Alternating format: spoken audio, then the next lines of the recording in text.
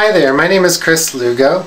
I am a candidate for the United States Senate from the state of Tennessee. And I would like to talk to you for a minute about health care and my ideas about the health care situation. I believe that the time has come for national health care. Here in Tennessee, people are waking up to the reality of the health care crisis, and politicians, including myself, are hearing their concerns. On the Democratic side of the aisle, Senators Clinton and Obama have been making health care a key item in their speeches and making promises to do something about a situation that is affecting 47 million Americans, including 700,000 people in Tennessee. That number is about to rise in Tennessee unless the federal government acts now. In Tennessee, Governor Bredesen, the Democratic governor of the state, addressed the General Assembly this year. The governor presented a fiscally conservative budget, which is a sign of the economic recession that is hitting Tennessee hard. With the mortgage crisis, low productivity, and the high cost of basic domestic goods, Tennessee's revenue is down. The governor has proposed further cuts in the state's health care insurance program called TennCare, which are already on top of cuts that happened in 2005 of almost 300,000 people. The discussion in the healthcare community has revolved around a proposal of 56,000 Tennesseans who are supposed to be cut this year, which is a carryover from the cuts of 2005. In addition, another 140,000 people are expected to be cut in the next year who will lose their TennCare but will still retain their Medicare. People are being affected during the worst of times economically. They're being denied one of the most basic human needs: quality, preventative health care. We know that in Tennessee many people died after the 2005 TennCare cuts. In addition to hundreds, if not thousands of people who were made destitute because of a lack of health insurance coverage. Most of these people are hard workers. They are people who do not have health insurance coverage through their low-paying jobs or have lost their health care because they already have existing conditions, such as cancer or heart disease. Who knows how many more people will have their quality of life reduced or even ended as a result of this latest round of health care cuts.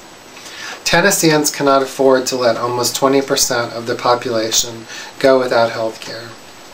The cost of not having quality preventative care is too high. It is much more affordable in the long run to diagnose and treat illness in its preventable stages, rather than wait until someone is without health insurance and shows up in an emergency room.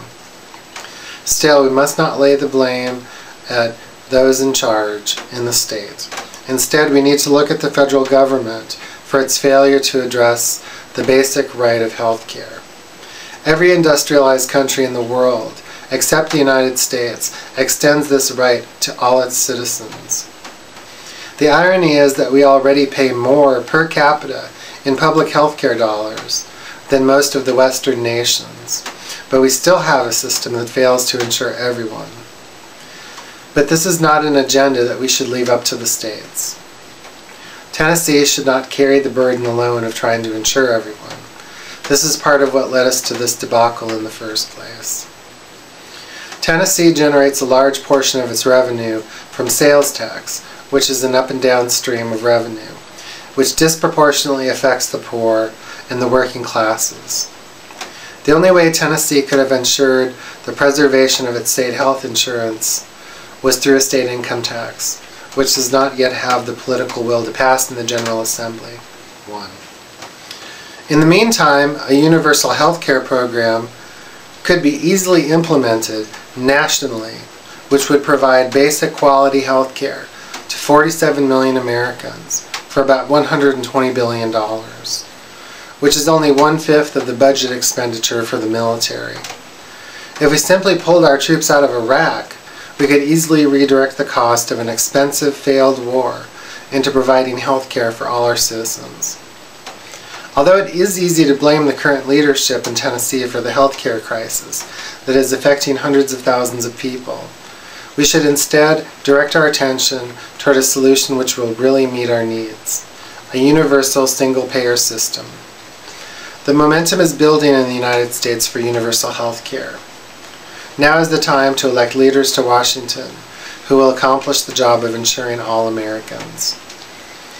My name is Chris Lugo. I am a progressive candidate for the United States Senate in Tennessee. And if you would like to find out more about my positions, please visit my website, which is www.voteforpeace.info. Or you can go to chrisforsenate.org. That's CHRIS and then the number 4, Senate.org. Thank you very much and have a good day.